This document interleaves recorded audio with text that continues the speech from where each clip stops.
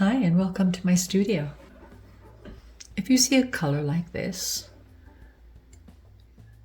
yellow ochre, you see a color like alizarin, and blue. You see that in a recipe. What you want to do is every time you see a yellow with alizarin and a blue, whether it be ultramarine blue or cobalt blue, you want to come here and mix together the red and the blue together. Basically, you just want to make a purple. If you add too much blue in and you mix it with the yellow it'll start to turn green.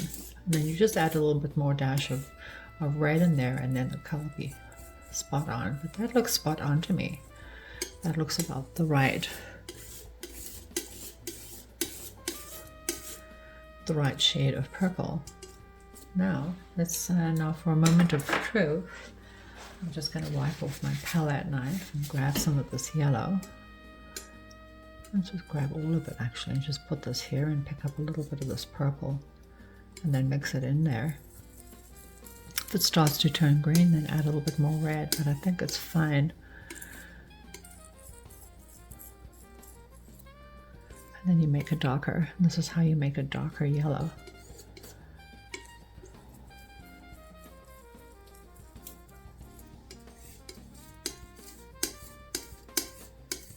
You can use this for gold as well too. When you're painting something that's gold, you can use this color. And there you have it. You have your muted yellow or your gold or whatever color you need that for. And then you can do the same with, let's take a look what that looks like with chrome yellow.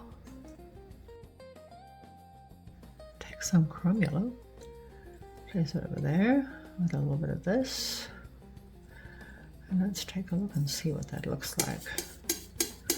Like I said, if it turns green, there's too much blue in there, which it has. So now, just going to pick up a little bit of alizarin. Oops, that's a little too much. Alizarin's a very powerful color. And there you go, the green is gone.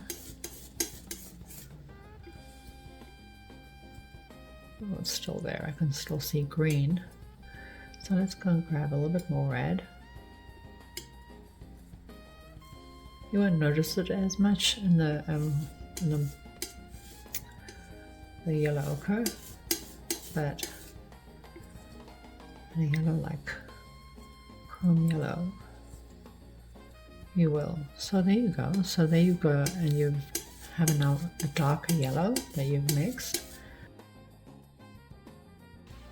And now let's go and take a look at what it looks like with cadmium yellow.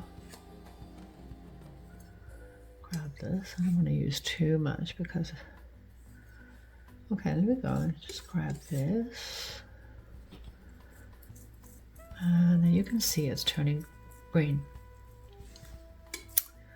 I'm going to get some alizarin and put it in there.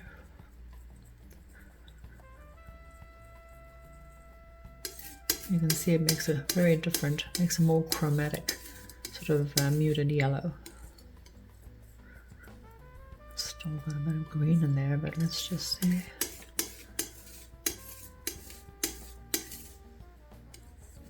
And now you have that beautiful chromatic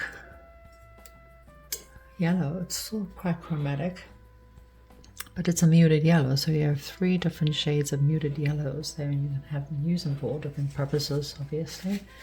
And this one still looks slightly green to me, so I'm just going to go and add just a teeny bit of red in there. And you can just warm that up a little bit. And there you go. And that is how you mute a yellow. And you have 3 different shades of muted yellow. I'll just place that there. You can see they're just completely different colors. But it's a use for each of these. So let's just move that out the way.